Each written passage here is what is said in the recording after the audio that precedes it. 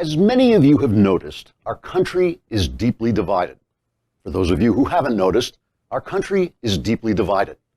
Half the people seem to be clinging to old-fashioned values like faith, patriotism, and decency, and the other half vote for the Democrats. But we here at the Andrew Klavan Show believe that through education and understanding, we can begin to build bridges between us conservatives and the evil knuckleheads on the left. So today we'd like to examine a key principle of what we laughingly call leftist thought, namely relativism. Relativism is the idea that there is no absolute truth, knowledge, or morality, but that each culture forms its own sense of what's true or false, or right or wrong.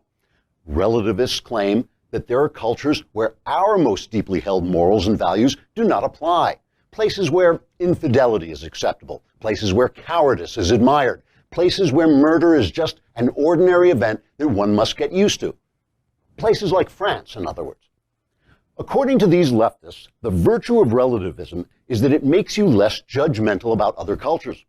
Let's say, for example, you're a woman traveling in Saudi Arabia and you find yourself being flogged to death for exposing your bare ankle. Rather than taking a haughty tone that privileges your Western values, you might instead observe that when one is in Saudi Arabia, one must learn to behave like a retrograde savage without the moral sense God gave a coyote. Or you might prefer to stay in America with your relatives, hence the term relativism. The important point is that if you don't believe anything is good or bad, you won't be prejudiced, which is bad in your culture. In other cultures, prejudice is good, which is bad in your culture, and so on. Relativism derives from the belief that there is no God, and therefore there can be no absolute moral values. Many philosophers have expressed this belief. For instance, Nietzsche said, "God is dead, so when an eagle feeds on a lamb, it is neither good nor evil."